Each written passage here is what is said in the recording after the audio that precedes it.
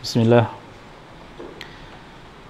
Assalamualaikum warahmatullahi wabarakatuh.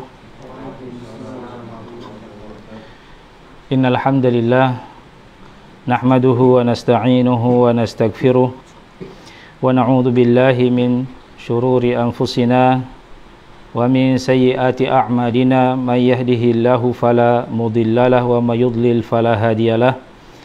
Ashhadu an la ilaha illallah wahdahu la syarikalah wa ashhadu anna Muhammadan abduhu wa rasuluh. Qala Allah tabaraka wa ta'ala fi muhkami tanzilih, ya ayyuhan nasu ittaqu rabbakumul ladzi khalaqakum min nafsin wahidah wa khalaqa minha zawjaha wa batha minhuma rijalan katsiran wa nisaa'a wattaqullaha alladzi tasaaluna bihi wal arham innallaha kana 'alaikum raqiba. Wa qala ta'ala, ya ayyuhalladzina amanu taqullaha haqqa tuqatih wa la tamutunna illa wa antum muslimun. Wa qala ta'ala, ya ayyuhalladzina amanu taqullaha wa qulu qawlan sadida yuslih lakum a'malakum wa yaghfir lakum dhunubakum wa may yuti'illaha wa rasulahu faqad faza fawzan 'azima. Amma ba'd. Fa inna asdaqal hadithi kitabullah wa khairal hadi hadi Muhammadin sallallahu alaihi wasallam wa syarrul umuri muhdatsatuha wa kullu muhdatsatin bid'ah wa kullu bid'atin dhalalah wa kullu dhalalatin finnar. Ma'asyiral muslimin wal muslimah, para pendengar Radio Roja Palu yang semoga senantiasa dirahmati oleh Allah Subhanahu wa taala, serta para ikhwas sekalian yang ada di studio yang semoga senantiasa dalam lindungan dan juga kasih sayang Allah Subhanahu wa taala. Alhamdulillah, pertama-tama marilah kita senantiasa memuji Allah Subhanahu wa taala. Kita terus bersyukur kepada Allah atas segala limpahan karunia nikmat yang Allah masih berikan kepada kita semuanya.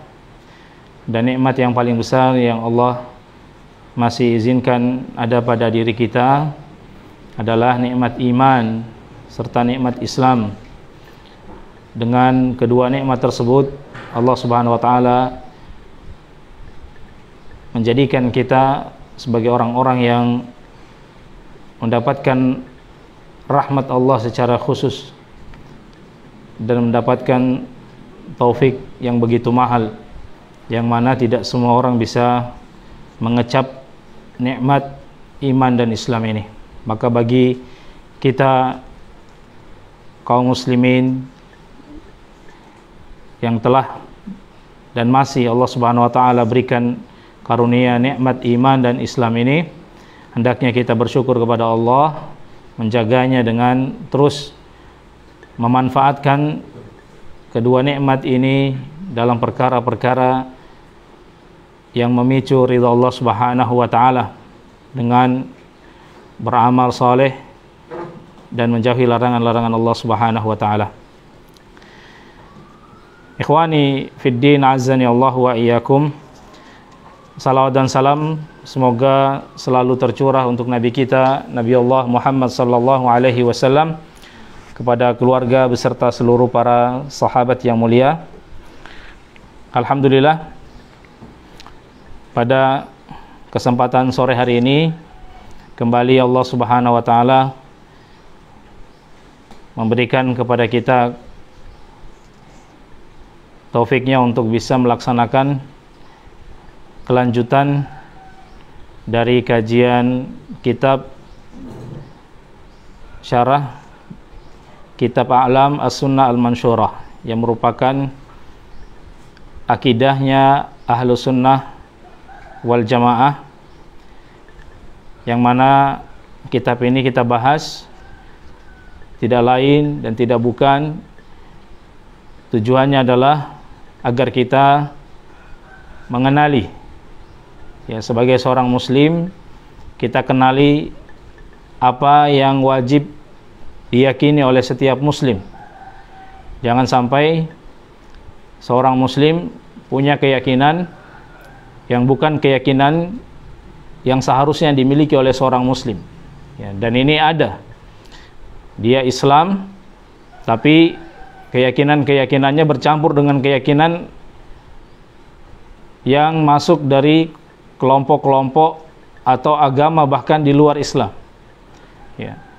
Oleh sebab itu, orang yang beragama Islam, ya, harus menghiasi dirinya dengan akidah Islam yang benar atau akidahnya Ahlus Sunnah wal Jamaah.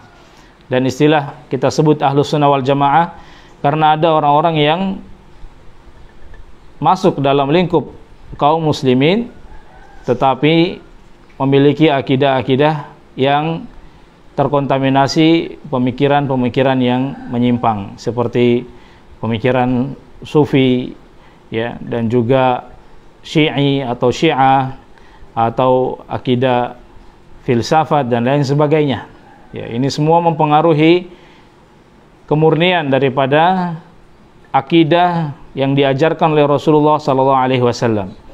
Karena kita sebagai seorang muslim hanya mencukupkan diri dengan apa yang dibawa oleh Rasulullah SAW, yang merupakan risalah dari Allah Subhanahu wa taala untuk disampaikan kepada kita umatnya Rasulullah SAW. Baik, ikhwani fiddin, azani Allah wa iyyakum. Pada kesempatan sore hari ini, insyaallah bismillah, kita akan melanjutkan pembahasan kita dari kitab ini. Pada pertemuan yang lalu kita berhenti pada soal yang isinya adalah bimada arafal ibadu ma yuhibbuhu wa yardahu, ya. Kita masuk di situ? Ya, sekarang kita masuk situ. Terakhir kemarin ma'alamatu mahabbatil abdi rabbahu, ya. Apa tanda cinta seorang hamba kepada Rabbnya. Jadi cinta seorang hamba kepada Rabbnya itu punya tanda. Jadi kalau seseorang mengaku dengan lisannya, maka kita katakan cinta itu bukan amalan lisan. Cinta itu adalah amalan hati yang punya cermin dalam perilaku dan juga amalan, ya. Yang selanjutnya adalah yang insyaallah pada sore hari ini kita akan bahas, ya, yaitu bimadza arafal ibadu ma yuhibbuhu Allahu wa yardahu. Dengan cara apa, atau bisa diterjemahkan dengan bagaimana, ya, bimadza, ya, dengan cara apa atau bagaimana, ya, seorang atau hamba-hamba Allah itu mengetahui apa yang Allah cintai dan apa yang Allah ridhai. Ya, ini sudah sempat kita bahas pada pertemuan yang lalu, bahwa ibadah adalah ismun jami'un likulli ma yuhibbuhu Allahu wa yardahu minal aqwali wal a'mal al-zahirah wal batinah, ya. Bahwasanya ibadah adalah satu nama yang mencakup keseluruhan perkara yang Allah cinta dan Allah ridha. Maka, ya, semua perkara yang Allah cinta dan Allah ridha, dia adalah ibadah, ya. Apapun perkara yang Allah cintai, pasti itu menjadi ibadah untuk kita, ya. Perkara yang Allah cinta dan Allah ridha, itu adalah ibadah. Nah, jenisnya, apakah itu minal aqwal, bisa bentuk wujudnya itu perkataan, ya, atau bisa jadi bentuknya itu adalah a'mal, perbuatan-perbuatan, al-zahira wal batinah, ya, sifatnya ada yang tampak, ada yang tersembunyi, ya. Jadi semua perkara yang Allah cinta dan Allah ridha, maka hal tersebut adalah ibadah, ya. jika dilakukan oleh hamba, hal tersebut adalah ibadah. Baik.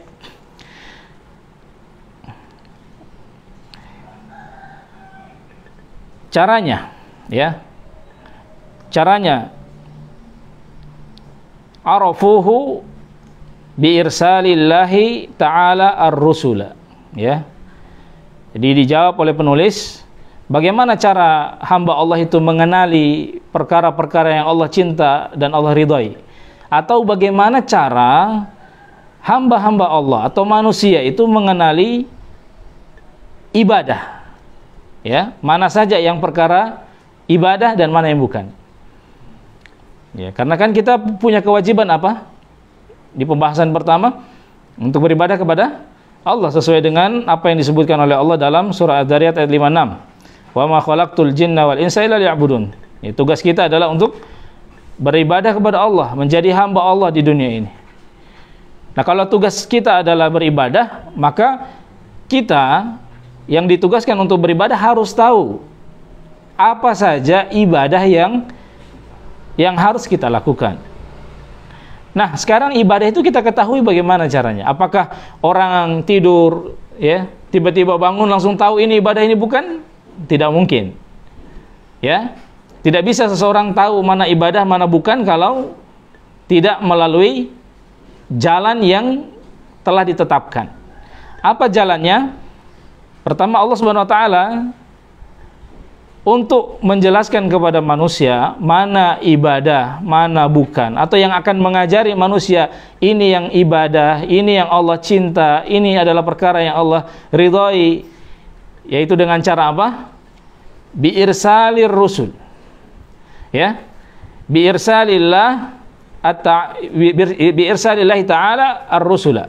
Dengan cara Allah mengutus rusulnya. Ya. Dan rasul ini dari kalangan manusia, ya. Dan rasul ini dari kalangan manusia, ya. Sekalipun malaikat juga disebut dengan rasul, ya. Malaikat juga disebut dengan rasul, utusan juga, ya. Namun ketika disebut dengan rasul, maka secara khusus dia mengarah kepada para nabi-nabi Allah dan rasulnya. Ya. Jadi Allah Subhanahu wa taala dalam rangka untuk menjelaskan mana yang Allah cintai kepada hambanya, ya, apa perkara yang Allah cinta, yang Allah ingin hambanya itu kerjakan, dengan cara apa? Allah kirim dari kalangan manusia sebagai seorang rasul, ya, bi'tsah, ya, dibangkitkan, diangkat menjadi rasul untuk wa huwa alladhi yuballighu 'anillahi amrihi wa nahyihi wa khabarihi wa hajatil ibadi ila risalatir rusul a'zam min hajatihim ila ta'ami wa syarabi wan nafs. Ya. Wa huwa alladhi yuballighu 'anillahi, ya, 'anillah amrahu, afwan, ya. Wa huwa alladhi yuballighu 'anillah amrahu. Dan dialah, yaitu siapa itu? Rasul itu. Ya, ketika Allah kirim atau bangkitkan di tengah manusia ada orang yang diangkat menjadi rasul, ya, maka dialah yang akan menyampaikan kepada manusia. Jadi dia ini sifatnya seperti apa? Perantara. Jadi seorang nabi, seorang rasul itu disebut perantara dalam penyampaian risalah, bukan untuk ibadah. Dalam penyampaian risalah. Jadi kita tidak bisa secara otomatis tahu ibadah, langsung mengerjakan sholat umpamanya, kalau tidak diajari oleh Rasul ini.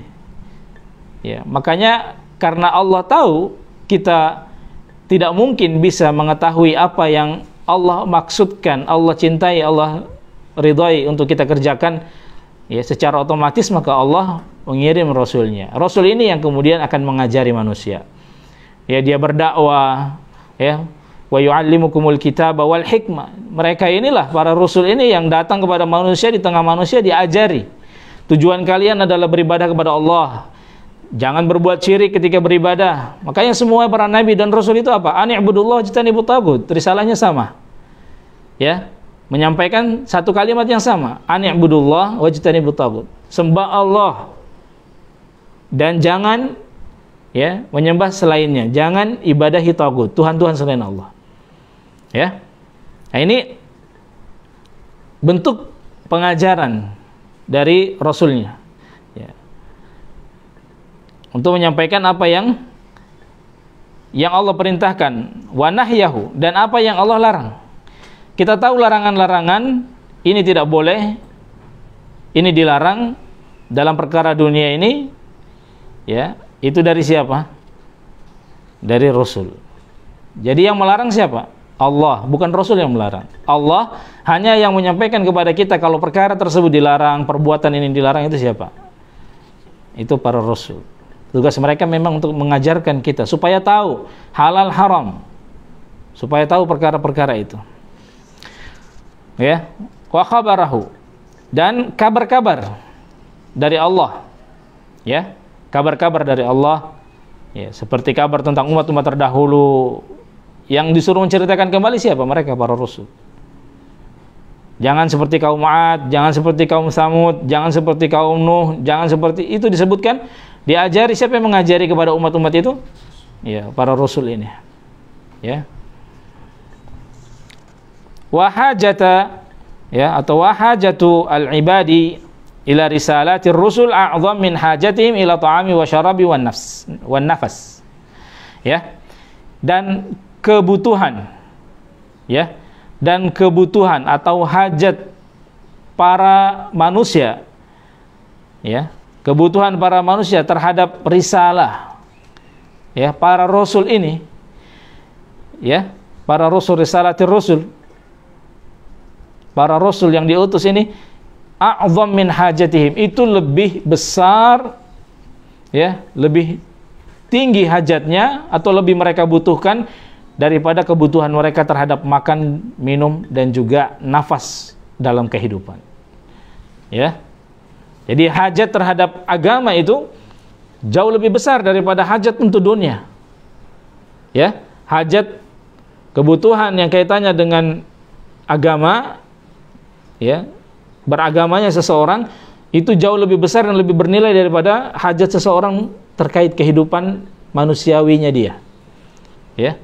Jadi orang makan, ya, butuh makan, tapi yang seperti ini hajat yang sifatnya duniawi, ya, jika dibandingkan dengan hajatnya terhadap agamanya, maka hajat terhadap agamanya di atas.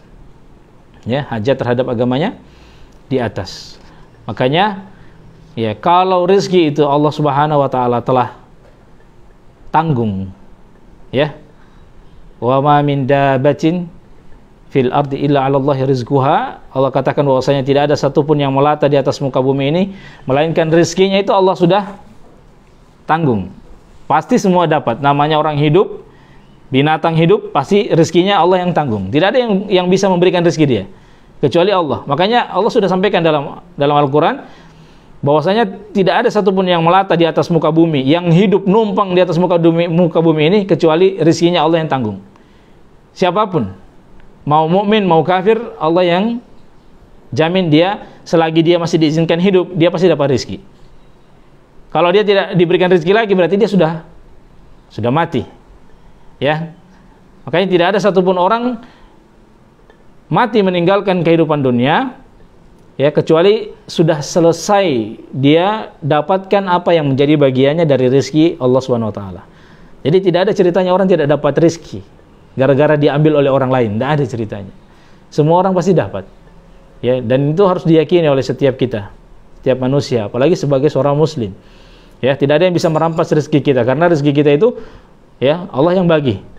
Sejak kita baru di dalam, ya, kandungan ibu kita, ya, sebagaimana disebutkan dalam hadis Ibnu Mas'ud, ya, disebutkan oleh Al-Imam An-Nawawi dalam hadis Arba'in, ya, bahwasanya malaikat itu diutus, diperintahkan oleh Allah untuk apa? Untuk mencatat bikatbi, ya, rezeki salah satunya, ya, diperintahkan untuk mencatat rezekinya, ya, mencatat rezeki anak yang, ya, baru berusia beberapa pekan di dalam, ya, janin ibunya. Setelah dia lahir nanti dia akan sudah memiliki catatan tersebut. Ini catatan, ya, catatan sebelumnya sudah ada catatan yang lebih lengkap, ya, yang disebutkan bahwasanya innallaha kataba maqadiral khalaiqi ya qabla ay yakhluqa samawati wal ard ya 50 alf sanah. Bahwasanya Allah Subhanahu wa taala itu telah mencatat semua takdir, ya, termasuk dalamnya rezeki, ya, itu yang menyeluruh. Karena Allah ketika menciptakan al-qalam, Allah langsung memerintahkan untuk uktub, ya, untuk memerintahkan kepada qalam untuk menulis maqadir al-khalaiq, menetapkan, menuliskan semua takdir alam semesta, ya, makhluk yang namanya manusia, binatang, dan kehidupan atau dunia itu sendiri. Allah sudah perintahkan untuk dicatat dalam al-qalam, ditulis oleh al-qalam itu, ya, tersimpan di lauhil mahfuz, catatan semuanya itu, takdir semua kehidupan ada di sana sampai hari kiamat, ya. Ya. Jadi Allah Subhanahu wa taala mengutus para rasul, dan hal tersebut merupakan hal yang sangat dibutuhkan. Ini tanda Allah apa? Allah tidak menzalimi manusia. Allah tidak memberikan kita pekerjaan dan tugas yang berat dengan menciptakan kita lalu kalau kamu tidak beribadah, ya, kalian akan diazab neraka. Tapi Allah tidak menjelaskan ibadah itu yang bagaimana tata caranya. Ya, kalau seperti itu, ya, mungkin manusia punya hujjah, ya, tapi dengan Allah utus Rasul itu jadi jelas semuanya. Manusia tidak akan ada lagi yang punya alasan nanti di hadapan Allah Subhanahu wa taala mengatakan saya tidak tahu bagaimana ibadah, makanya saya tidak beribadah. Saya tidak menyembahmu Allah karena saya tidak tahu. Tidak ada yang bisa buat alasan seperti itu, ya, karena sudah diutus seorang Rasul untuk menjelaskan, ya, untuk menjelaskan terkait dengan agamanya. Wa inzalihi al-kutuba, ya, dan juga selain mengutus Rasulnya, Allah juga menurunkan apa? Kitabnya, ya. Jadi makanya para ulama kita mengatakan diutusnya Rasul, diturunkannya kitab-kitabnya, ya, dan kitab-kitab Allah itu diturunkan untuk menjadi petunjuk kepada manusia, itu untuk menjelaskan apa? Tauhidul ibadah, untuk menjelaskan la ilaha illallah, bagaimana cara manusia itu bisa beribadah dengan mentauhidkan Allah dengan cara yang benar. Untuk urusan itu makanya sampai diutus Rasul, diturunkan kitab-kitab untuk menjelaskan itu. Jadi bukan hanya untuk sekedar, ya, manusia supaya tahu bahwasanya Tuhan itu yang menciptakan alam semesta itu Allah, tidak. Ya, kalau itu sifatnya secara fitrah semua manusia tahu bahwasanya Allah adalah penciptanya. Tapi untuk membuat manusia, setiap manusia itu menyembah Allah, itu perlu diajari. Ya, untuk bisa menjadikan manusia itu hanya memberikan ibadahnya kepada Allah Subhanahu wa taala semata, ini perlu diajari. Makanya para rasul diutus, kitab itu diturunkan untuk menjelaskan itu. Rambu-rambu ibadah itu seperti apa? Mana yang harus kita lakukan, mana yang tidak boleh, ya. Amiran bima yuhibbuhullahu wa yardahu, nahiyan amma yakrahuhu wa ma ya'bahu, ya. Wa ya'bahu wa bidzalika, ya, qamat 'alaihim hujjatuhu, ya. Jadi Rasul tersebut mengajarkan, ya, wa yu'allimuhul kitab wal hikmah itu, ya. Rasul itu mengajarkan kitab yang Allah turunkan, ya, dan juga menjelaskan sunnahnya, ya, memerintahkan mereka dengan perkara-perkara yang Allah cinta terhadap hal tersebut, ya, bima yuhibbuhullah. Jadi Rasul itu tidak akan memerintahkan manusia untuk melakukan perkara yang Allah benci, mustahil. Sebagaimana Allah tidak mungkin memerintahkan hambanya mengerjakan perkara yang dibenci oleh Allah, mustahil. Maka Rasul juga tidak ada Rasul yang Allah melarang zina umpamanya, Rasul mengajarkan umatnya untuk berzina, tidak ada yang seperti itu, ya, mustahil, ya. Apa yang Allah perintahkan, maka itulah yang Rasul tersebut sampaikan. Apa yang Allah larang, maka itu yang juga disampaikan oleh Rasulnya. Wa bidzalika qamat 'alaihim hujjatuhu. Nah, dengan ini semua maka tegaklah hujahnya Allah Subhanahu wa taala atas manusia.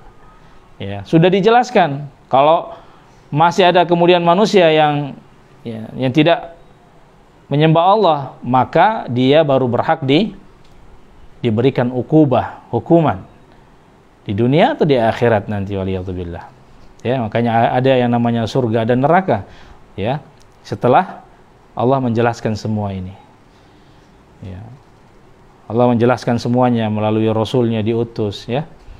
Jadi Allah Subhanahu wa taala itu tidak membiarkan kita diciptakan, ya, dengan begitu saja, artinya tanpa membimbing kita. Allah ciptakan kita lalu dibimbing kita, diajari kita melalui Rasulnya, ya.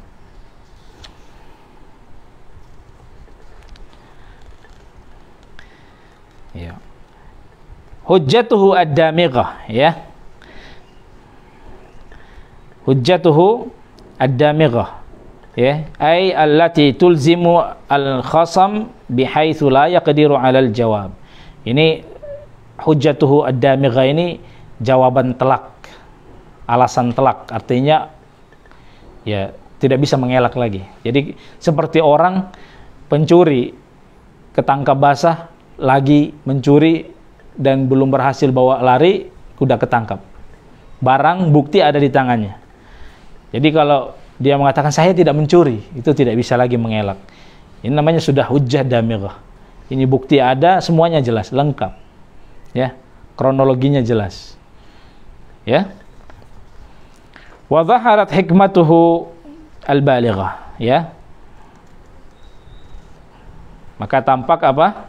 Hikmah, ya. Hikmah, ya, al-bayyinah. Ya, bukti Allah Subhanahu wa taala. Ya.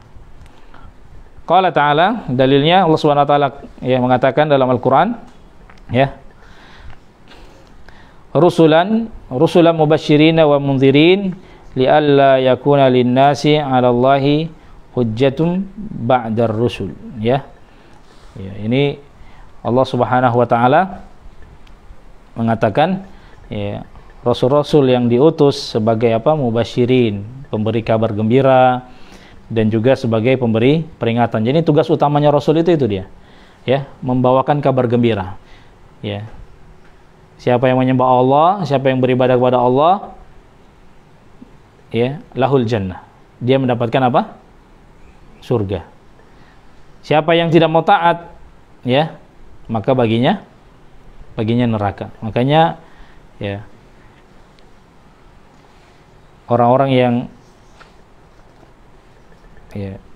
dikabarkan oleh Rasulullah SAW, ya, kullu ummati yadkhuluna al-jannah, ya, semua orang dari kalangan umatku ini masuk surga, illa man aba, kecuali yang tidak mau. Ya, siapa yang tidak mau?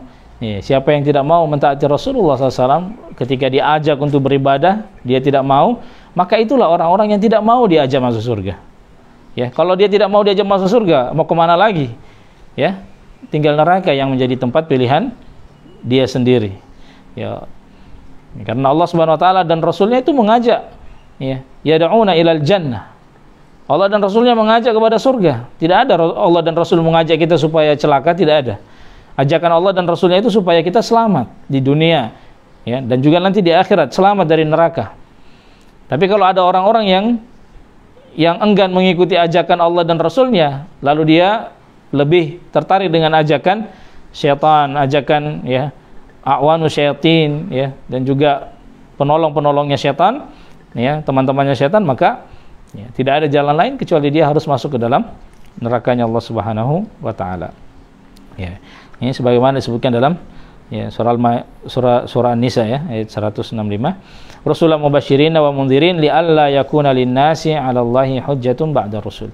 Supaya tidak ada bagi manusia itu hujjah setelah dikirimnya atau diutusnya Rasul. Jadi kalau sudah diutus Rasul, sudah, tidak ada. Makanya, ya, tidak ada satupun, ya, kaum yang dibinasakan, ya, zaman dahulu itu kecuali setelah diutus kepada mereka Rasul. Ya, karena Allah tidak berbuat zalim. Dikasih tahu dulu, diberi peringatan. Makanya kita itu sebenarnya, ya, sering sekali. Ini apa yang ada di sekitar kita ini ya, bagian daripada Rasul Allah Subhanahu wa taala. Makanya Allah katakan dalam ayat, "Wa manursilu bil ayati illa takhwifa," kata Allah. Dan tidaklah kami mengutus ayat, ya. Kalau dulu ayat-ayat qauliyah, ayatnya Allah itu diutus melalui lisan Rasulnya, mengatakan, ya, ya qaumi budullah, ya, wahai kaumku, beribadahlah kepada Allah, jangan sekutukan Allah, ya, dialah satu-satunya ilah kalian, sesembahan kalian yang hak, ya. Tidak dengar, Allah turunkan kepada mereka musibah, ya.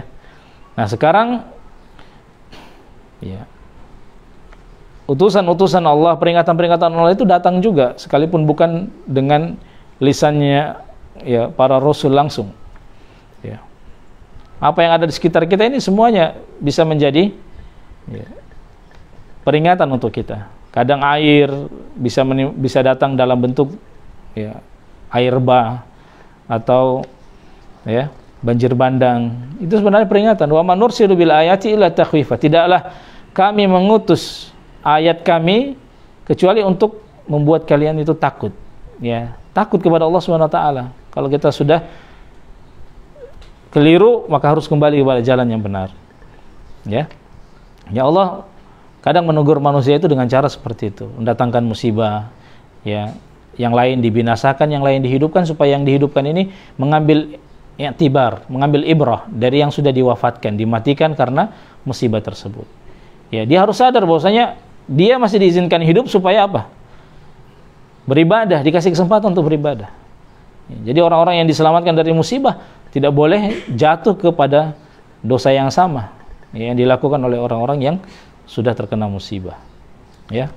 Terkadang ada orang yang juga pelaku dosa, Allah Subhanahu wa taala selamatkan, ya, sebagai kesempatan kedua untuk orang tersebut. Mudah-mudahan dia mau bertobat, ya. Makanya sangat celaka, ya, seorang hamba ketika dia berjumpa dengan musibah ada di sekitar dia, dia masih berbuat dosa, ya, masih melakukan, ya, kemaksiatan dan juga, ya, kesyirikan kepada Allah Subhanahu wa taala. Ini dosa besar, ya. Maka, ya, dengan ayat-ayat Allah kita berusaha untuk, ya, menjadikan itu semua sebagai, ya, hal yang menegur kita atas kesalahan kita, kelalaian kita, dan mengajak kita kepada ketaatan kepada Allah Subhanahu wa taala. Tab selanjutnya, ya, penulis juga menukil, ya, ayat Allah Subhanahu wa taala dalam surah Al-Imran ayat 31, ya, ayat yang sudah pernah kita sampaikan lalu ini, ya, atau ayat yang diistilahkan dengan ayat al-imtihan, ya, ayat imtihan, ayat ujian, ya, karena tatkala ayat ini turun, tatkala orang-orang, ya, banyak yang mengaku, orang-orang musyrik bahkan mengaku bahwasanya mereka mencintai Allah. Jadi orang-orang musyrik itu, ya, teman-temannya Abu Jahal itu mengaku kalau mereka juga cinta sama Allah, ya. Ya, pernah mereka mengajak Nabi Muhammad itu supaya, ya, ganti-gantian menyembah Allah, ya. Tahun ini semuanya nyembah Allah, ya, orang-orang musyrik juga nyembah Allah. Tahun depan Muhammad yang harus ikut menyembah Tuhan mereka, ya, sampai kemudian, ya, diturunkan surah Al-Kafirun, ya. Di antara sebabnya adalah karena pertanyaan dan juga tawaran orang-orang musyrik kepada Rasulullah SAW ini, ya. Nah, ayat imtihan, ya, banyak orang yang mengaku bahwasanya dia mencintai Allah, tapi apakah benar cintanya? Ya, maka diturunkan ayat ini. Qul, katakanlah, siapa? Wahai Muhammad. Jadi qul, katakanlah wahai Muhammad. Diperintahkan kepada Rasulullah SAW, ya, supaya disampaikan. Ini buktinya bahwasanya Rasul itu, ya, penyampai berita. Qul, siapa yang mengatakan qul? Allah, ya.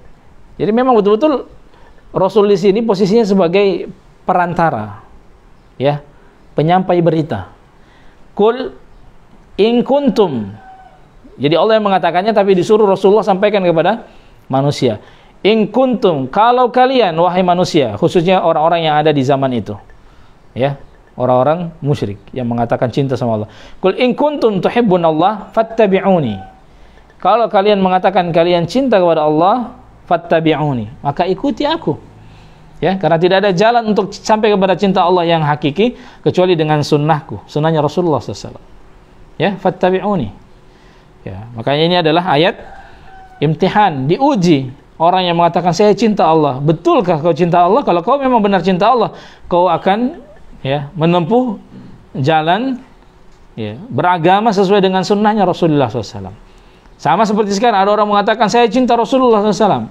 Ya, kalau cinta Rasul maka ikuti sunnahnya. Karena ya tidak ada bukti yang paling besar atas cinta seorang hamba, atas cinta seorang muslim kepada Allah dan juga kepada Rasulnya, kecuali dengan mengikuti ajarannya Rasulullah Sallallahu Alaihi Wasallam. Ya, itu yang paling besar menjadi bukti. Ya. Baik. Kemudian ya, yang selanjutnya, ya soal yang selanjutnya.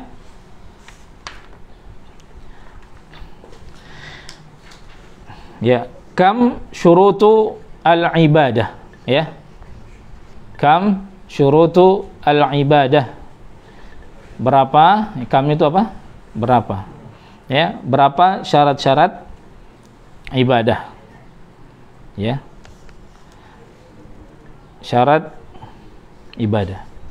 Nah, ini penulis di sini tidak ya menjelaskan dengan detail, langsung mengatakan jawabannya salasa, ya. Langsung beliau katakan salasa, bahwasanya syarat ibadah itu ada 3. Langsung beliau mengatakan ada 3.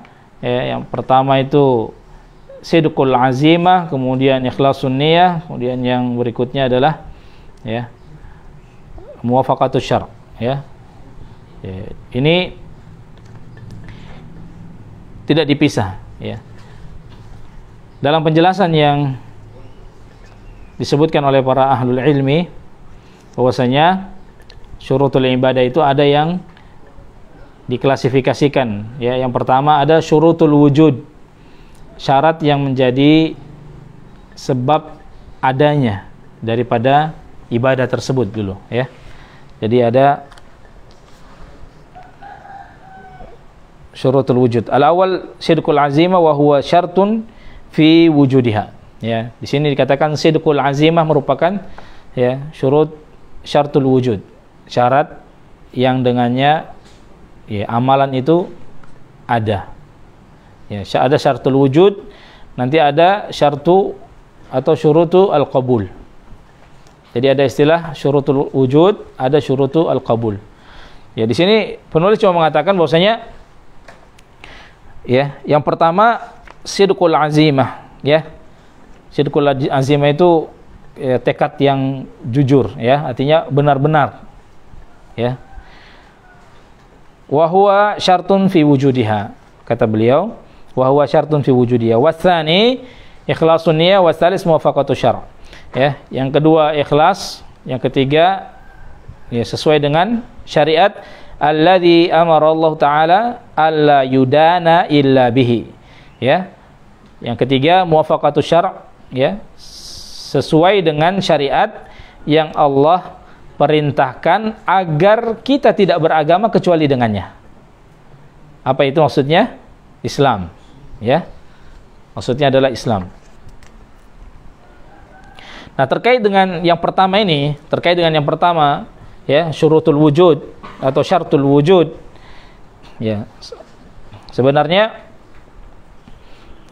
sidqul azimah ini berlaku bukan hanya untuk amal soleh saja, ya. Intinya amalan itu bisa terwujud kalau ada tekad dari pelakunya untuk mengerjakan hal tersebut. Kalau tidak ada, tidak bisa. Ya, baik itu perbuatan baik atau perbuatan buruk sama. Orang mau berbuat baik harus terbentuk tekad untuk melakukannya. Tapi itu bukan hanya satu-satunya. Ya, kadang tekad terbentuk, tapi ada hal yang lain. Makanya sebenarnya selain dari sidqul azimah, tekad yang jujur, ya, yang benar dalam untuk mengerjakan satu amalan, sebenarnya ada hal lain juga yang menjadi syarat sehingga amalan itu bisa ada. Kalau tanpanya tidak bisa. Ya, diantaranya seperti apa? Ya, kalau biasa kita sebut ada yang namanya ada iradah dan juga ada kudrah. Kemudian yang ketiga zawalul mawani'. Ya. Ya. Ya. Iradah, keinginan. Nah, ini tadi sidqul azimah ini, itu dia, iradah. Iradah yang kuat. Keinginan kuat. Orang mau melaksanakan salat umpamanya. Orang mau melaksanakan salat, ya, harus ada keinginan yang kuat dari dia untuk mengerjakannya.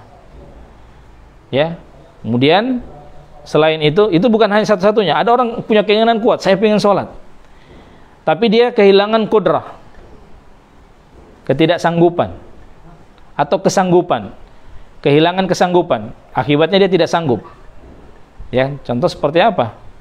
Ya, orang yang dibuat ya tidur umpamanya, tidak bisa dia ingin sholat subuh tapi dibikin tidur, jadi tidak bisa menghasilkan amal. Ya, maka selain ada niat yang kuat, dia harus dapat apa? Kudrah. Dua hal ini harus ada dalam amal, kalau tidak tercipta. Dan yang terakhir apa? Zawalul mawani'. Ya. Penghalangnya harus bebas dari penghalang. Ya, tidak boleh ada penghalang. Kalau ada penghalang, dia tidak mungkin akan bisa melakukan amal. Contoh apa? Ya, zawalul mawani'. Ya, tidak ada penghalang. Ya. Contoh, dia perempuan mau sholat, tapi apa? Haid. Nggak bisa. Ya. Nggak bisa sholat. Ada larangan yang melarang dia untuk sholat. Ya, makanya amalan itu ya punya syarat bisa terwujud. Yang pertama ya iradah atau yang disebut dengan sidqul azimah tadi. Ya, tekad yang kuat, keinginan yang kuat. Jadi bukan hanya sekedar keinginan biasa, tapi keinginan yang kuat. Ya, atau bisa dimaksudkan iradah itu niat juga. Ya, keinginan. Ya, keinginan, niat. Dan yang kedua kudrah, kesanggupan. Yang ketiga zawalul mawani'. Ya, hilangnya apa? Ya, atau bebas dari penghalang. Baik, itu yang pertama. Ya, syartu apa? Syartu al-wujud atau syurutul wujud. Ya, kalau kita sebut cuma satu tadi sidqul azimah, maka kita katakan syartul wujud. Ya, tapi kita sudah sebutkan tadi bahwa sidqul azimah bukan satu-satunya perkara yang harus ada dalam sebuah amal supaya amal itu bisa ada. Ya, amal itu bisa ada kalau dia punya iradah, punya kudrah, dan punya ya bebas dari penghalang. Itu dia. Ya, ini juga sebenarnya yang ketiga ini bisa masuk ke kudrah tadi. Karena wanita yang haid itu berarti dibuat Allah tidak mampu. Ya, dibuat Allah tidak mampu. Tapi kalau yang kita maksudkan tidak mampu dalam artian fisik, dia mampu untuk ibadah tapi dia terhalang dengan larangan. Ya. Jadi ada orang seperti itu. Ya, dia punya keinginan. Dia ingin sholat. Tapi sudah menjelang ajalnya. Dia bisa lagi sholat. Mau mati. Ini berarti sudah tidak sanggup. Ya. Ada yang masih sanggup tapi terhalangi dia, umpamanya perempuan kena haid. Ya, ada mawani namanya, ada larangan-larangan yang terkait dengan itu. Ya. Baik, kemudian yang berikutnya syurut al-qabul. Nah, syurut al-qabul ini sebenarnya syartai al-qabul, dua saja syaratnya yang disebutkan oleh para ulama kita. Ya. Yaitu yang pertama al-ikhlas, ya. Ikhlas niat. Ya, niat yang ikhlas.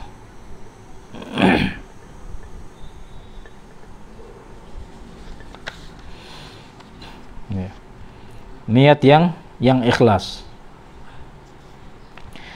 Yang dimaksud dengan niat yang ikhlas ini alla yurid bi amalihi illallah. Ya. Yang dimaksud dengan ikhlas adalah ya, dia tidak mengharapkan dari amalnya itu kecuali Allah ya, dan balasan Allah Subhanahu wa taala semata. Ini ikhlas. Ya. La yusyriku bainahu wa baina ghairihi. Dan dia tidak mengharapkan dari selain Allah Subhanahu wa taala. Ya.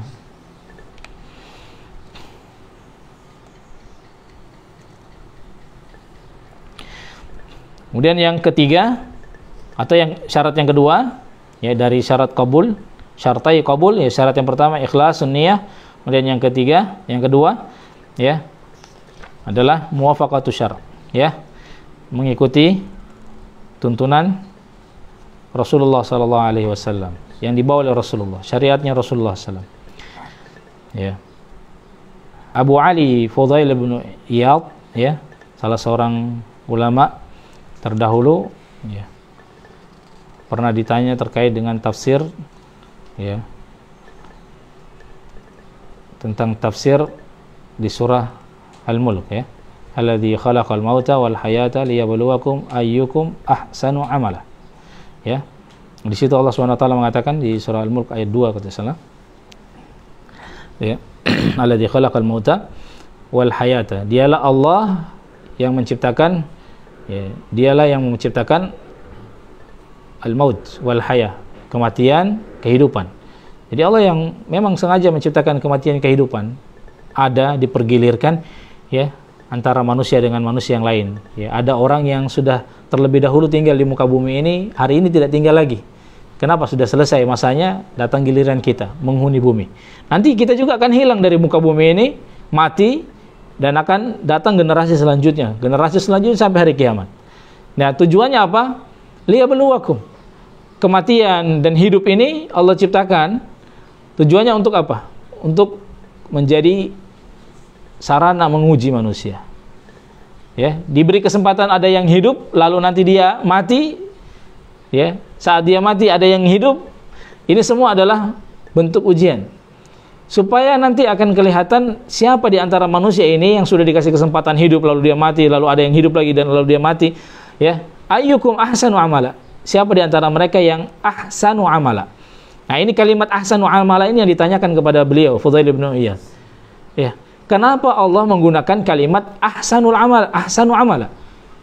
Ya, untuk melihat apa yang ingin Allah lihat dari ujian yang Allah berikan kepada manusia ini atau ya, kehidupan manusia ini. Ayyukum ahsanu amala.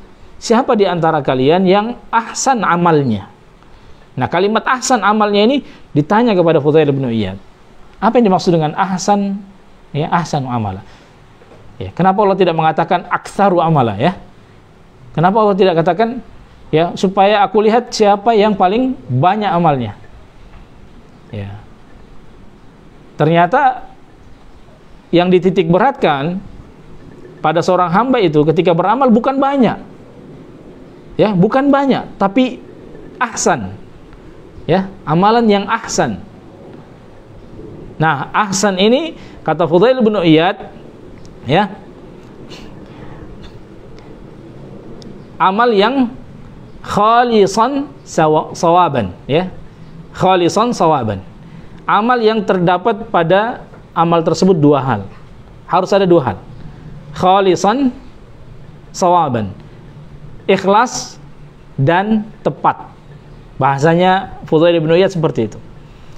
Jadi yang kita harus fokuskan ketika kita beramal itu, yang pertama ikhlas, yang kedua sawab. Kalau ikhlas kita sudah sebutkan tadi, ini yang kita bahas sekarang.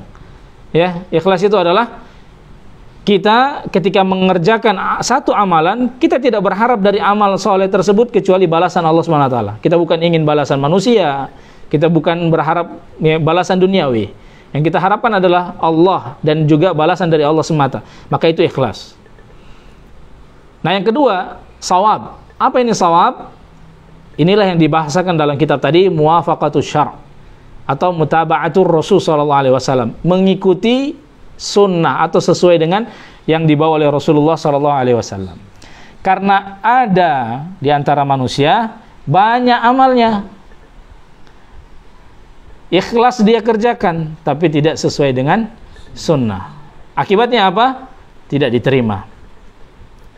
Dan dua syarat ini ditetapkan oleh para ulama kita dengan beristimbat dari ayat dalam Al-Quran, surah Al-Kahfi ya.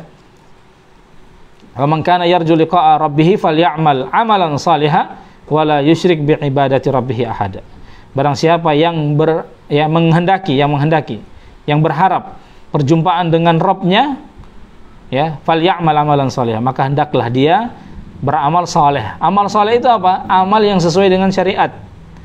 Jadi yang disebut dengan amal saleh itu bukan amal baik menurut Anda, dia, bukan. Bukan amal saleh itu yang dikatakan amal saleh itu bukan amalan yang disukai oleh ustadz, bukan itu. Kiai, bukan. Tapi yang disukai oleh syariat. Ya, kembali bahasa disukai oleh syariat berarti kalau itu disukai syariat pasti diperintahkan oleh syariat kita. Rasul perintahkan, Allah perintahkan. Kalau tidak diperintahkan, berarti jangan ada yang mengatakan itu dicintai. Karena Anda akan bertanggung jawab kalau Anda mengatakan bahwasanya ini amal baik loh. Menurut siapa? Menurut saya. Nah, menurut saya itu tidak menjadikan amal tersebut menjadi syariat. Yang bisa membuat sesuatu itu menjadi syariat itu hanya Allah. Kalau Allah mengatakan aku suka hal tersebut, maka itu menjadi syariat. Ya, disampaikan oleh Rasulnya, diperintahkan oleh Rasulnya, maka itu menjadi syariat. Tapi kalau Pak Kiai yang suruh, itu tidak jadi syariat. Ini harus difahami. Ya, jangan sampai orang salah paham. Lihat zikirnya Pak Kiai, tidak ada petunjuknya dari Rasul, dia amalkan zikirnya Pak Kiai, dia tinggalkan zikir dari Rasulullah SAW. Ya, kenapa? Dia kerjakan zikirnya Pak Kiai, katanya ini kan baik, zikir. Ya. Ya kalau Anda memang baik mau berzikir, kenapa tidak pakai zikirnya Rasulullah SAW saja? Mencukupkan diri dengan apa yang datang dari Rasulullah SAW. Makanya setiap orang itu harus mengikat dirinya dengan apa? Dengan sunnahnya Rasul. Sedikit-sedikit dia harus merasa bahwasanya amalannya itu harus disesuaikan dengan apa yang diperintahkan oleh Rasulullah SAW, ya. Dan ini sesuai dengan yang dikatakan oleh para sahabatnya Rasulullah SAW. Di antaranya ada yang berkata al-iqtisadu fi sunnah khairun minal ijtihadi fil bid'ah. Ini kalimatnya. Ya. Bahwasanya sedikit seseorang itu dalam beramal, tapi amalan itu adalah amal yang sunnah. Apa artinya amal yang sunnah? Yang ada contohnya dari Rasulullah, yang diperintahkan oleh Rasul, yang Rasul kerjakan, atau yang Rasul kabarkan itu diperintahkan. Artinya ada sunnahnya dari Rasul, ya, ada syariatnya dari Rasul. Kita kerjakan, ya, itu sekalipun hanya sedikit yang kita kerjakan, ya, itu khairun minal ijtihadi fil bid'ah. Itu lebih bagus daripada kita bikin perkara-perkara baru, kita bilang ini amal soleh, ini ibadah, kita berharap dengan amalan tersebut pahala, tapi Rasulullah SAW tidak pernah perintahkan. Kita justru dapatnya sekarang-sekarang, ya, atau di zaman belakangan. Rasulullah tidak mengerjakan, para sahabat tidak melakukan, tabi'in juga tidak melakukan. Giliran datang, ya, orang di zaman setelah 1000 tahun, ada Pak Kiai, ada Syekh, ada Habib yang perintahkan, baru kita jaga amalan itu, padahal itu bukan dari sunnahnya Rasulullah SAW. Ya, maka kembali lagi, ya, seseorang Muslim itu harus mengikat dirinya dengan sunnah Rasul. Ya, berusaha untuk menjadikan apa yang dia kerjakan dalam ibadah itu hanya yang diperintahkan oleh Rasulullah SAW. Ya, inilah wujud dari syahadat Muhammad Rasulullah yang benar. Kalau kita bersaksi bahwasanya Muhammad adalah Rasulullah, maka di antara konsekuensinya alla yu'badallah illa bima syara'. Kita tidak boleh menyembah Allah, melakukan ibadah kepada Allah kecuali hanya dengan yang disyariatkan oleh Rasulullah SAW. Ya, ya, kalau kita mengaku bahwasanya Muhammad adalah Rasulullah, karena apa gunanya saya bersaksi bahwasanya Muhammad adalah Rasulullah, tapi ketika Rasulullah SAW datang dengan syariat, kita tidak pakai syariatnya. Apa gunanya? Apa fungsinya? Tadi kita sudah sebutkan, Rasul itu tujuannya ketika diutus oleh Allah kepada manusia untuk apa? Untuk mengajarkan manusia. Kita tidak tahu tentang bagaimana caranya menyembah dengan cara yang benar. Maka diutus Rasul mengajarkan kita, wa yu'allimuhul kitab wal hikmah. Diajari kita Al-Qur'an. Ini ayat Al-Qur'an, ini tafsirnya diajari kita. Ya, diajari sunnahnya, al-hikmah. Ya, ini begini. Semuanya diajari. tata cara makan seperti ini, samillah, kul biyaminika wa kul mimma yalik, diajari. Masuk ke WC, masuk ke jamban, keluar, diajari semua oleh Rasulullah SAW. Inilah sunnah yang semestinya kita menteladani beliau alaihi salatu wassalam dengan mengamalkan hal-hal tersebut, mempelajarinya terlebih dahulu menjadi keharusan. Karena tidak mungkin kita bisa mengamalkan kalau kita tidak tahu. Nah, ini juga salah satu akar masalah yang ada di masyarakat. Orang banyak jauh daripada sunnah karena dia tidak tahu mana yang sunnah. Ya, lemah dan sedikitnya perhatian atau bahkan mungkin tidak ada perhatiannya seorang muslim kepada agamanya, akhirnya dia tidak belajar, membuat dia jahil yang mana yang diperintahkan, mana yang tidak diperintahkan. Akhirnya ketika dia mau mengamalkan agama, yang dia amalkan adalah hanya yang dia dapati di jalanan. Dia temukan orang rame-rame berbuat begini, maka dia ikut mengerjakannya. Karena dia lihat, oh yang mengerjakan ini orangnya Islam semuanya, pakai peci, pakai kopiah, pakai songkok, pakai sorban, dia amalkan. Tapi dia amalkan di atas apa? Di atas kejahilan. Dia tidak tahu kalau itu diamalkan oleh Rasulullah SAW atau tidak. Yang dia tahu itu diamalkan oleh manusia. Padahal manusia ini, kalau kita mau beragama dengan manusia, berapa banyak model manusia dengan aib dan juga cacatnya ya dalam beragama. Semua orang mau buat ibadah sesuai dengan seleranya. Ya, makanya kita harus kembalikan ketika kita mau beragama, dikembalikan kepada sunnahnya Rasulullah Sallallahu Alaihi Wasallam. Ya.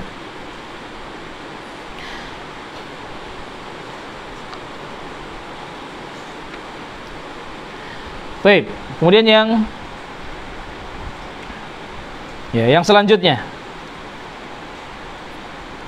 ya. Yang ketiga tadi, ya. Asy-syar'ul ladzi amara Allah Ta'ala alla yudana illa bihi, ya. Syarat yang kedua untuk syarat qabulil amal tadi. Kalau di kitab ini dia masukkan di poin yang ketiga, ya. Di poin yang ketiga.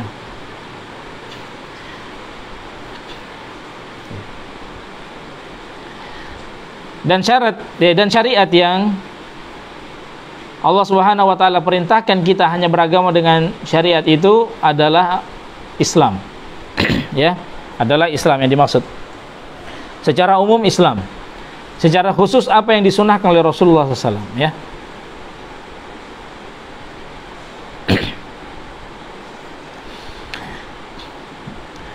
Asyar'ul ladzi amara Allah bil ibadati bihi hiya al-hanifiyah. Ini dia. Ya. Jadi kalau ditanya ma huwa syar'ul ladzi amara Allah taala alla yudana illa bihi, ya. Apa syariat yang Allah perintahkan kita hanya atau tidak boleh beragama kecuali hanya dengannya? Itu al-hanifiyah. Ya. Al-hanifiyah, hanif dari kalimat hanif. Ya. Dan asal katanya hanif ini artinya secara bahasa al-ma'il. Al-ma'il. Ya, al-ma'il. Al-ma'il itu al-mail. Ya, condong. Apa maksudnya condong? Ya. Orang yang hanif itu dibilang condong, dia ma'il anisyirki ila tauhid. Dia adalah orang yang berpaling dari kesyirikan, ya, dan hanya kepada tauhid, ya. Hanya kepada tauhid dia condong. Jadi dia berpaling dari kesyirikan. Semua bentuk kesyirikan dia tinggalkan dan dia hanya condong kepada tauhid. Ini disebut dengan hanif. Ya, orang yang hanif. Ya. Pokoknya semua jenis kesyirikan dia berpaling dari hal tersebut dan dia hanya memberikan ketauhidannya kepada Allah Subhanahu wa taala. Wal hanifiyah, dan kalimat hanifiyah ini adalah milahnya Nabi Allah Ibrahim. Ya. Adalah agamanya Nabi Allah Ibrahim. Ya, apa agamanya Nabi Allah Ibrahim? Agamanya adalah tauhidullah, ya, mentauhidkan Allah Subhanahu wa taala, Islam. Ya. Allah Subhanahu wa taala menyebutkan dalam surah An-Nahl ayat 120, inna Ibrahim kana kana ummatan qanitan lillahi hanifa walam yakun minal musyrikin. Sesungguhnya Ibrahim itu kana ummah, kata Allah. Dia adalah ummah. Nah, ummah ini banyak definisinya, dijelaskan oleh para ulama. Ummah ini bisa berarti dia imam, alladzi yuhtada bihi, seseorang yang diteladani, yang diikuti, bermakna ummah. Orang yang diteladani itu dikatakan, diistilahkan ummah. Ibrahim kana ummah, dia adalah ummah, yang diteladani, yang dijadikan imam. Imamnya kaum muslimin, imamnya orang-orang ahli tauhid, Nabi Allah Ibrahim. Nabi Allah Ibrahim. Dan juga ummah adalah karena saat itu beliau satu-satunya juga orang yang beriman. Jadi zamannya Nabi Allah Ibrahim, dia dengan istrinya saja yang beriman pada saat itu, di tengah semua orang kafir kepada Allah Subhanahu wa taala. Dan dia umat pada saat itu, umat fi rajul. Umat ada pada diri satu orang saja. Makanya Ibrahim itu ummah. Ibrahim kana ummatan wa in kana wahidah. Sekalipun dia hanya cuma satu orang saja, sekalipun dia sendiri, atau in kana wahidah, sekalipun dia hanya sendiri,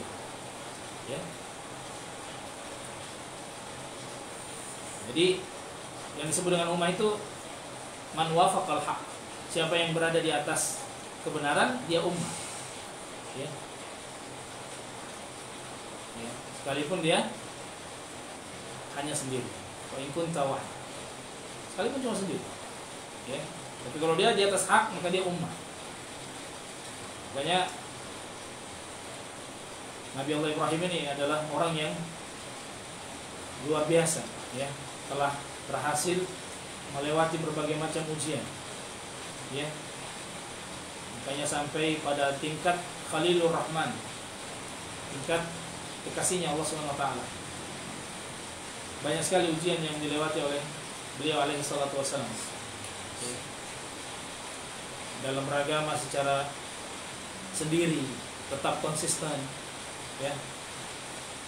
kemudian ujian terkait dengan anaknya, keturunannya, semuanya dilewati dengan berhasil. Makanya Allah Subhanahu wa taala mengatakan qad kana lakum uswatun hasanatun fi Ibrahim.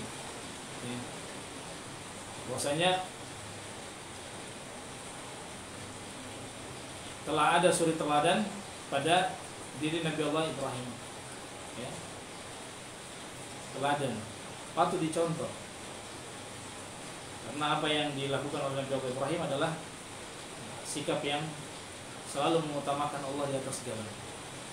Selalu mengutamakan Allah di atas segalanya. Makanya agama kita adalah agama Hanifiyah. Agama seperti agamanya Nabi Allah Ibrahim yang bertauhid kepada Allah. Namun luar biasanya Nabi Allah Ibrahim sekalipun menjadi ikon daripada ketauhidan, tapi kalau kita buka ayat-ayat dalam Al-Quran, kita temukan doa-doanya Nabi Allah Ibrahim adalah doa orang yang sangat takut kepada musibah kesyirikan, takut tertimpa kesyirikan. Padahal dia adalah seorang nabi. Dia mengatakan wajnubni wa baniya an na'budal asnam. Ini doanya Nabi Allah Ibrahim yang sering dia ucapkan sampai Allah abadikan. Ya Allah, jauhkan aku dan juga anak keturunanku dari beribadah kepada asnam, berhala-berhala. Takut dia jikalau dia dan keluarganya, anak istrinya, keturunannya itu berbuat kesyirikan kepada Allah SWT. Takut, khawatir.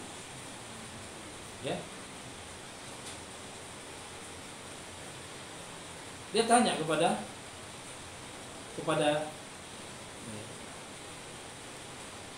dia meminta kepada Allah Subhanahu wa taala, agar Allah Subhanahu wa taala menjauhkan. Dan seperti itu orang-orang terdahulu, para nabi juga yang lainnya mengkhawatirkan anak keturunannya, bukan dikhawatirkan tidak makan, tapi dikhawatirkan apa yang mereka sembah. Makanya dikatakan mata bulu dan mimbahnya. Di antara apa yang dikatakan oleh salah seorang nabi ya, di kisah dia bertanya kepada anak-anaknya.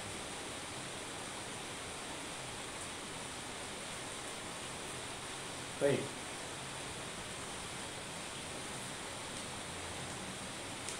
Ya, kalau Allah tabaraka wa taala, Allah Subhanahu wa taala berfirman, ini sebagai dalilnya ya, inna dina indallahi al-Islam. Bahwasanya agama, sesungguhnya agama di sisi Allah Subhanahu wa taala hanyalah Islam saja. Wa qala ta'ala afa ghayra dinillahi yabghun wa lahu aslama ma fis samawati wal ard taw'a wa karha.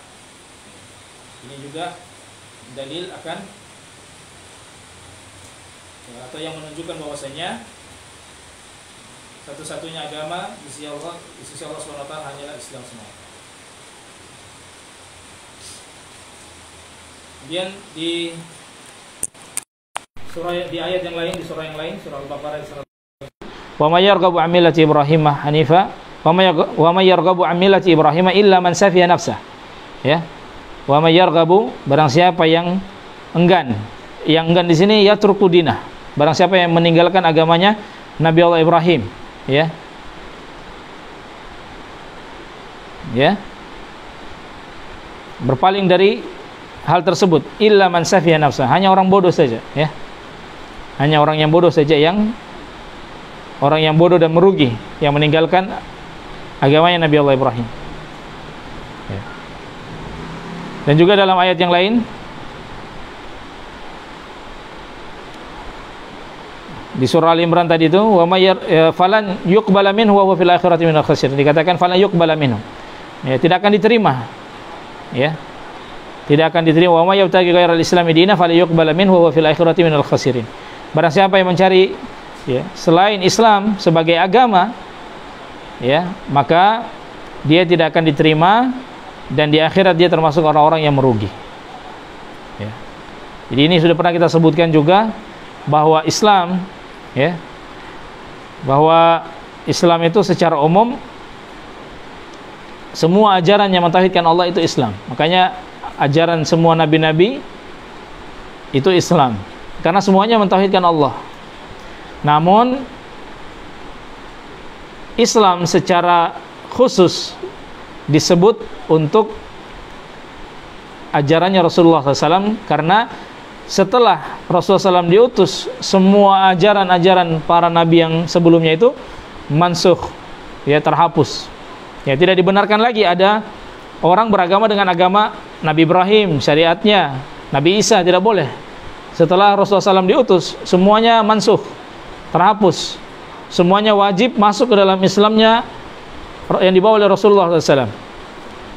Ya, dan ini sebagaimana yang disebutkan dalam Sahih Muslim, ya, bahwasanya Rasulullah SAW bersabda, "Walladzi nafsi biyadi," ya, demi zat yang jiwaku ada di tangannya, la yasma'u bi ahadun min hadhihi al-ummah yahudiyun wala nasraniyun thumma la yu'minu billadzi ursiltu bi illa kana min ashabin nar. Ya, Rasulullah SAW mengatakan, demi zat yang jiwaku ada di tangannya, yaitu Allah Subhanahu wa taala. Maksudnya demi Allah, ya, tidak ada satupun orang dari umat ini yang tinggal di umat ini, umatnya Rasulullah SAW, yang berhadapan dengan Rasulullah SAW, ya, baik dia itu Yahudi atau Nasrani, ya, kecuali ya, kemudian dia tidak beriman kepada apa yang dibawa oleh Rasulullah SAW, kecuali dia akan menjadi apa? Ashabin nar. Dia pasti akan masuk neraka. Sekalipun dia mengikuti syariatnya Isa dengan benar, dia akan masuk neraka kalau dia beragama dengan agamanya Nabi Isa di saat Rasulullah SAW sudah diutus. Makanya setelah Rasulullah SAW dibangkitkan sebagai Rasul terakhir, semua pendeta-pendeta Nasrani yang beragama dengan agama Isa harus masuk ke dalam Islam. Semua pendeta-pendeta Yahudi yang beragama dengan agamanya Musa harus masuk ke dalam Islam. Sekalipun dia tidak berbuat kesyirikan, umpamanya dia tidak berbuat kesyirikan, tetap dia harus masuk, melebur ke dalam syariatnya Rasulullah SAW. Karena semua syariat yang ada sebelum syariatnya Rasulullah SAW semuanya terhapus. Satu-satunya yang Allah terima hanya ajaran yang dibawa oleh Rasulullah sallallahu alaihi wasallam. Ya. Wa qala ta'ala am lahum syuraka'u syara'u lahum minad dini ma lam ya'zan bihillah. Di surah Asy-Syura juga sama, menunjukkan bahwasanya ya tidak ada syariat yang diterima oleh Allah kecuali syariatnya Rasulullah sallallahu alaihi wasallam, yaitu Islam. Wa ghairiha minal ayat, ya, dan juga ayat-ayat yang lainnya. Wallahu ta'ala alam. Ini saja yang bisa kita bahas pada kesempatan sore hari ini. Ya, mudah-mudahan bermanfaat. Kita cukupkan dan akhiri. Insyaallah kita jumpa pada pertemuan yang akan datang. Melanjutkan pembahasan kitab ini. Insyaallah pekan depan kita akan masuk ke dalam pembahasan ya terkait dengan maratibuddin, ya, tingkatan-tingkatan dalam agama Islam ini. Ya. Demikian kita tutup dengan doa kafaratul majlis. Ya, subhanakallahumma rabbana wa bihamdika asyhadu an la ilaha illa anta astaghfiruka wa atubu ilaik. Ya, assalamualaikum warahmatullahi wabarakatuh.